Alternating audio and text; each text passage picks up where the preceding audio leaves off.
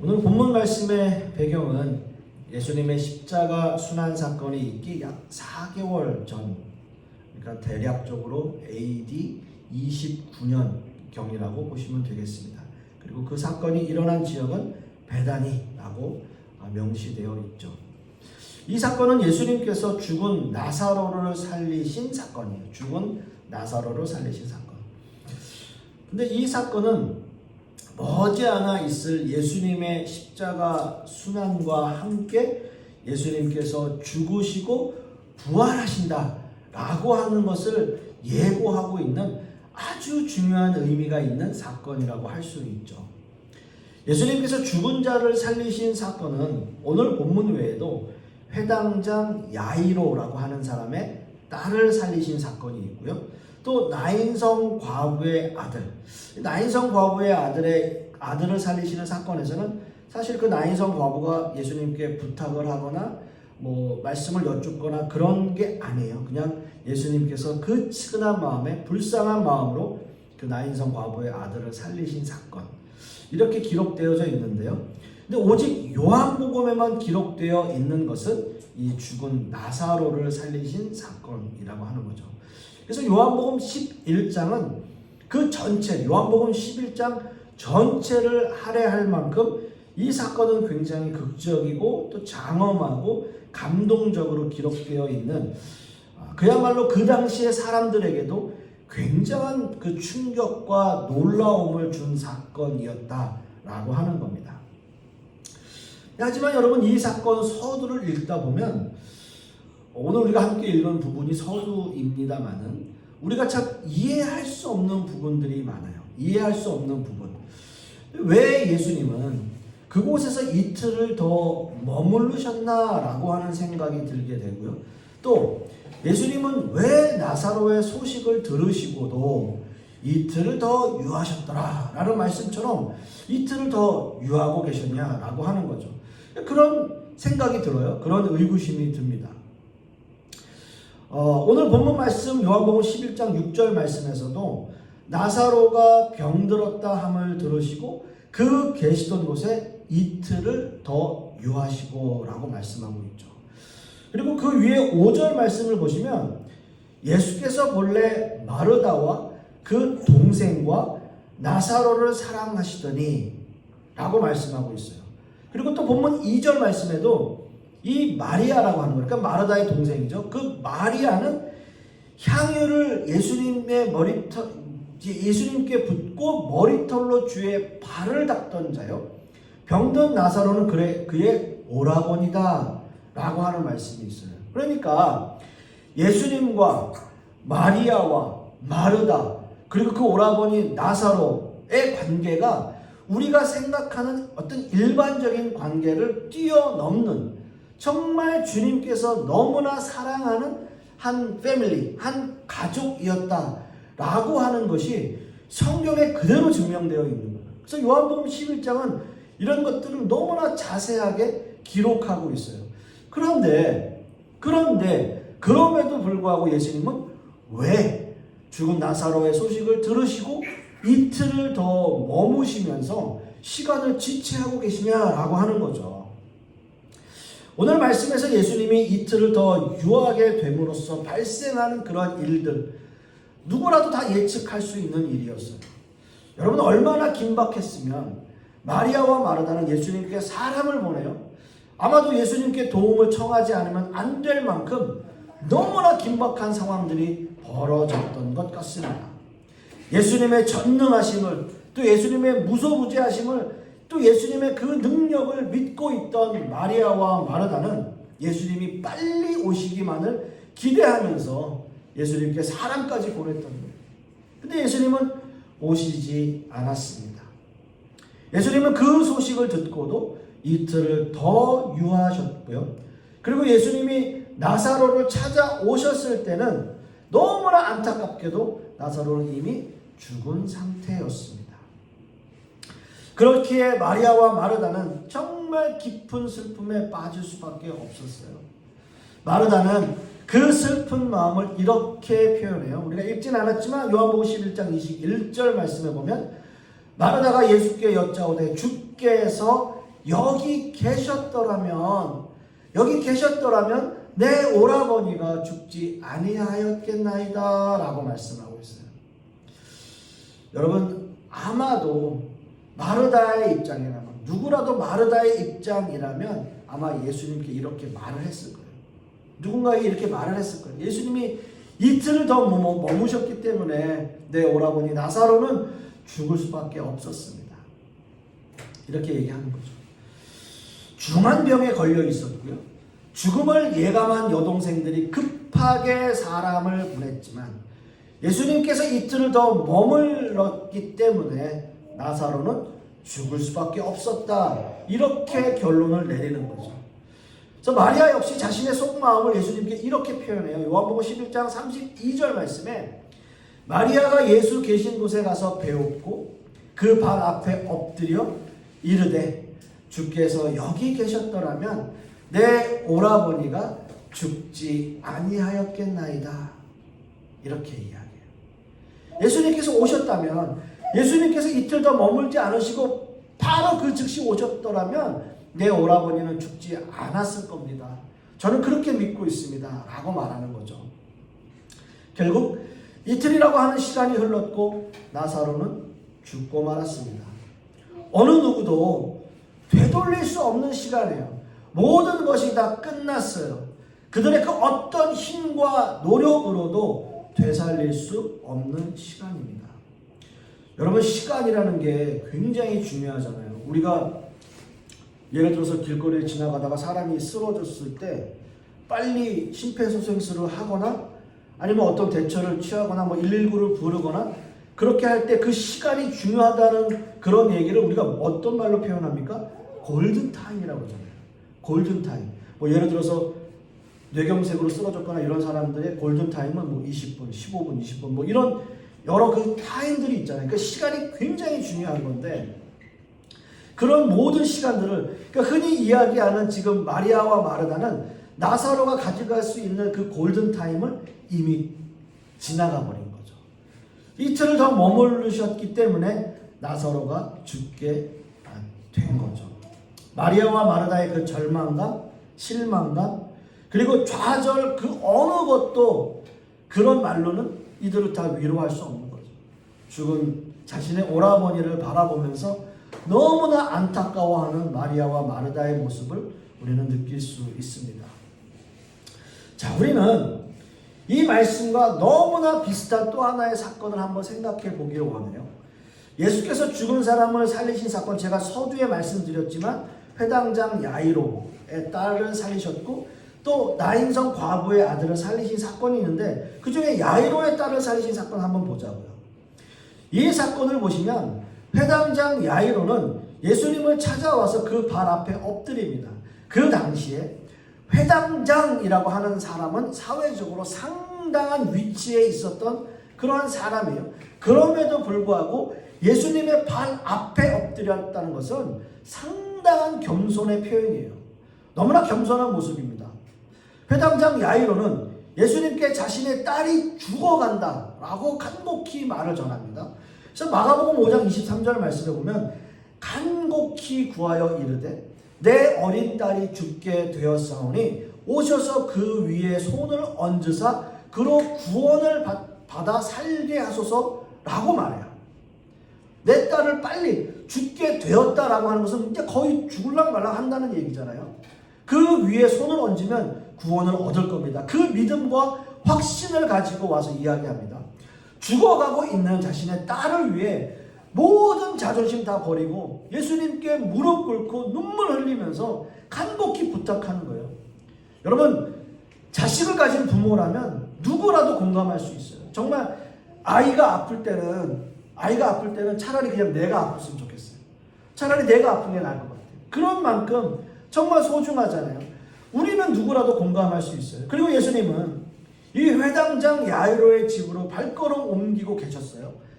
예수님께서는 오늘 우리가 함께 읽은 그 본문 말씀처럼 마리아와 마르다의 그 사건과 다르게 회당장 야이로의 말은 듣고 즉시 발을 옮기고 계십니다.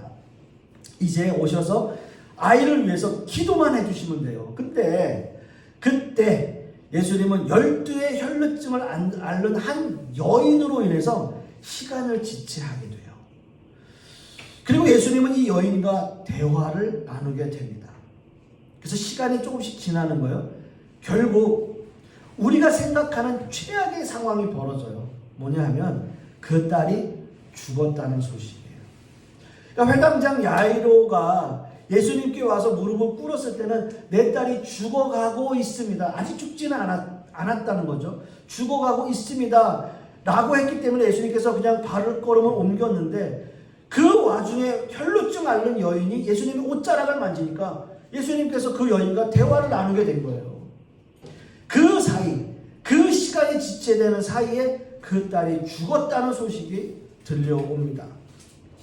회당장 야이로는 이렇게 생각했을 거예요. 예수님께서 저 여인과 대화를 나누지 않았다면, 저 여인과 시간을 지체하지 않았다면 아마 내 아이 죽지 않았을 텐데, 그리고 이제는 더 이상 되돌릴 수 없는 시간이 되고 말았다는 거죠.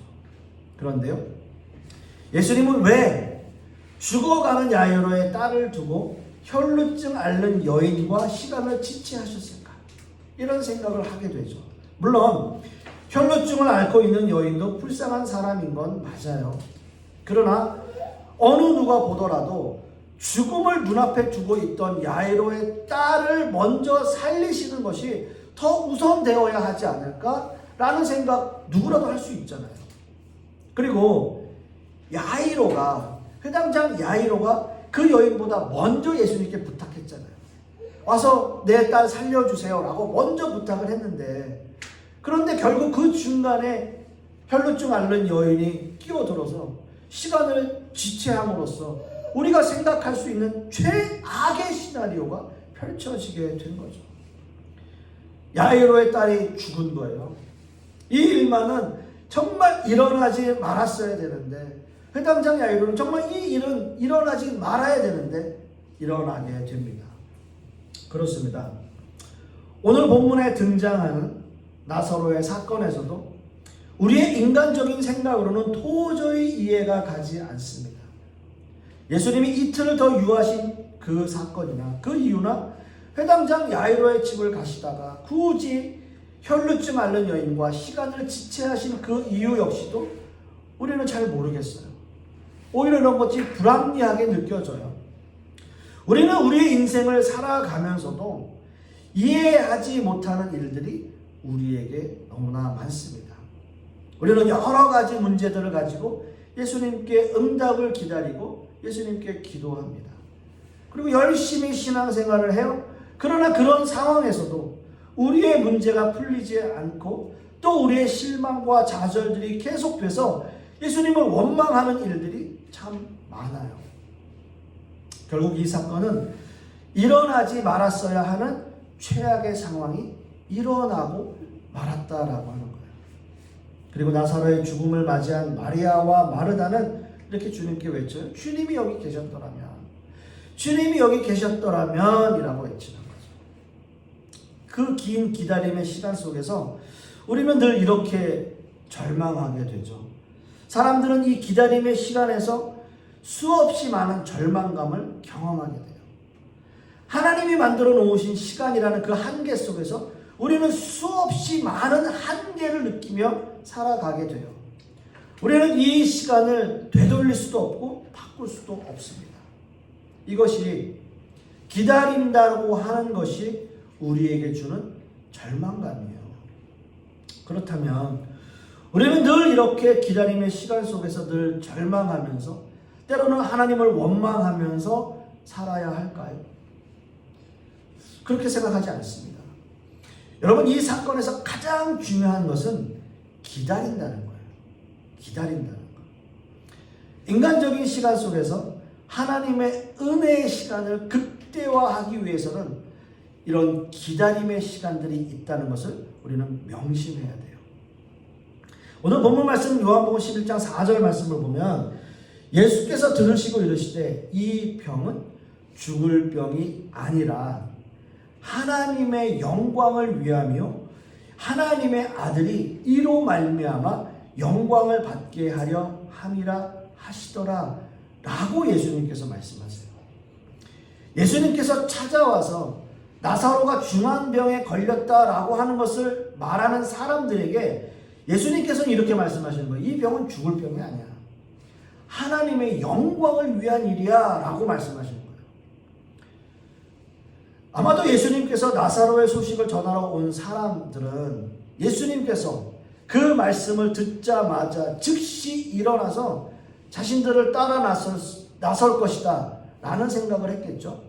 그러나 예수님은 그 말씀을 들으시고도 이틀을 더 유하셨던 거예요. 예수님께서 이제 이틀은 그 머무신 그 이유, 너무나 그게 중요하죠. 그 이유는요, 첫째는 하나님께 영광을 올려드리는 일이다 라고 이야기하시고, 두 번째는 이 사건을 통해서 너희에게 더 믿음을 주는 것이다 라는 말씀이에요. 여러분 생각해 보세요.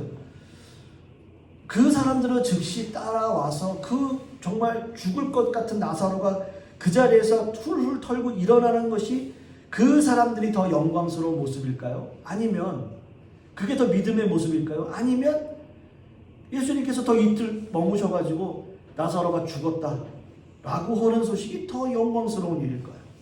생각해보면 전자가 더 우리에게는 영광스러운 일처럼 보여요. 그런데요, 본문 말씀 요한복음 11장 15절 말씀에는 내가 거기 있지 아니한 것을 너희를 위하여 기뻐하노니 이는 너희로 믿게 하려 함이라 라고 말씀하고 있어요. 믿음은 나사로가 다시 살아남으로써 극대화되어지는 거죠. 이제 예수님은 나사로를 살리는 기적의 사건에서 모든 사람들에게 먼저 믿음을 요구합니다. 요한복음 11장 40절 말씀에도 예수께서 이르시되 내 말이 네가 믿으면 하나님의 영광을 보리라 하지 아니하였느냐 하시니 라고 말씀하시는 거죠. 예수님은 나사로를 살리시기 전에 다시 한번 그 모든 사람들에게 믿음을 요구합니다. 이 믿음은 나사로가 살아날 것이다 라고 하는 단순한 믿음을 요구하는 게 아니에요. 이 믿음은 예수님께서 메시아이신 것을 믿는 거예요. 예수님께서 우주 만물을 창조하시고 모든 인류와 죽음과 생명까지 주관하시는 분이심을, 진정한 메시아이심을 믿는 걸 이야기해요. 전능하신 하나님을 믿는 거예요. 전능하신 예수 그리스도를 믿으라는 거예요. 죽은 지 나흘이 되었다. 죽은 지 나흘이 되었다 라고 하는 것은요, 그 당시의 유대 풍수로 사람이 죽으면 혹시라도 그 영혼이 다시 돌아와서 살아날 수 있으니까 3일 동안 지켜보는 거예요. 근데 나흘이 되었다 라고 하는 것은 뭐예요? 완전히 죽었구나, 더 이상 그에게 기대할 것이 없구나 라고 하는 시간이죠. 그의 영혼이 다시 돌아올 수 없는 그 시간마저도 다 흘러간 거예요. 주님이 나사로를 부르세요. 주님이 나사로를 그 무덤 앞에서 부르십니다. 뭐라고 얘기하시냐면 나사로야 나오라. 나사로야 나오라. 나사로가 걸어 나오는 거죠. 여러분 한번 그 광경을, 그 모습을 생각해 보세요. 그 자리에 있던 수많은 사람들이 과연 어떤 마음이었을까요? 첫 번째는요, 다 놀랬겠죠. 너무나 놀랬을 거예요. 깜짝 놀랐을 거예요. 그런데 그 다음이, 그 다른 한편으로는 어땠을까요? 두려웠을 거예요. 예수님의 그 능력에 두려웠을 거예요. 아, 이분이 진정한 메시아이시구나. 예수님이야말로 우리를 구원할 진정한 메시아이시구나 라고 믿게 되었을 거예요. 여러분, 이게 바로 구원이고요, 이게 은혜이고요, 이게 사랑입니다. 우리는 어떻게 할 수 없는 기다림이라는 그 시간 속에 살고 있어요. 그러나 그 시간 속에서 역사하시는 그 은혜의 시간은 분명히 있습니다. 우리는 알지 못하지만 우리의 일상 가운데서 불현듯 찾아오는 예수님의 은혜의 시간들이 우리에게는 있다는 거예요. 그래서 우리에게 그 기다림은 너무나 길고 너무나 절망스럽고 또 너무나 안타깝고 또 너무나 고통스러운 일이지만, 그러한 가운데서도 우리에게 은혜와 사랑을 주시는 그 하나님을, 그 구세주를 우리는 기다리는 거죠.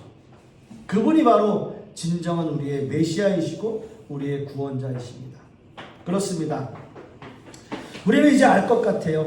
예수님께서 왜 이틀을 더 머무르셨는지 우리는 알 것 같습니다. 그 이틀 동안의 시간은 나사로가 완전히 죽는 것을 기다리는 시간이에요. 어떤 의미에서는 이 말씀을 우리의 삶에 적용해 본다면 내 자아가, 내 힘이, 내 능력이 완전히 소멸하는 시간. 그래서 나는 완전히 없어지고 내 안에 예수 그리스도만 살아계시는 것. 이것을 기다리시는 거죠. 어떠한 어려움과 절망과 어떠한 상황들이 우리에게 있다 할지라도 주님께서 우리를 구원하시고 우리를 살리시고 우리와 함께 하시는 분이심을 우리가 믿고 기다린다면 우리는 그 하루하루를 하나님의 은혜와 사랑 가운데 살아갈 수 있을 것입니다. 말씀을 맺습니다. 사랑하는 성도 여러분, 기다림의 시간은 결국 은혜의 시간을 맛보기 위한 그 은혜의 통로일 거예요. 그리고 그 기다림의 시간은 저와 여러분이 믿음으로 더 단단하게 훈련되는 그러한 시간과 기간일 것입니다. 그러한 기다림과 고난의 시간을 통해서 하나님의 은혜를 더 풍성하게 맛보게 하기 위해서인 거죠. 간절히 소망하기는 우리 모두가 이러한 은혜 가운데 머무시는 저와 여러분 되실 수 있기를 간절히 소망하겠습니다. 기도하겠습니다. 아버지 하나님 참 감사합니다. 예수님께서 죽은 나사로를 살리시기 위해서 그가 완전히 죽기를 기다리신 그 이틀 동안의 시간, 그 기다림의 시간이 우리에게도 얼마나 고통스럽고 또 얼마나 절망스럽고 또 얼마나 아픈 시간일까요? 그러나 그 시간들이 우리에게 있고 우리가 기다려야 하는 그 시간들과 그 기간들이 있어야 함을 오늘 말씀을 통해서 다시 한번 생각해 봅니다. 내 자아는, 내 능력은, 내 모든 것들은 다 사라지고 없어지고 죽고 우리 안에 예수 그리스도만이 살아계셔야 우리가 그 은혜의 시간을 누릴 수 있다는 것을 우리가 다시 한번 생각하고 깨닫는 시간 될 수 있도록 주님께서 역사하여 주시옵소서. 이 모든 말씀 우리 주 예수 그리스도의 이름으로 기도하옵고 이제는 우리 주 예수 그리스도의 은혜와 아버지 하나님의 풍성하신 사랑과 성령님의 내주 교통하심이 오늘 말씀을 통해서 그 기다림의 시간들이 힘들고 어렵지만 그 시간들을 견디고 이겨내고 은혜의 시간을 갈망하기를 소망하는 우리 하나님의 백성들 머리 위에 그 자녀들 위에 그 사업과 직장 위에 그리고 우리 풍요로운 교회 위에 이제로부터 영원토록 함께 있을지어다. 아멘.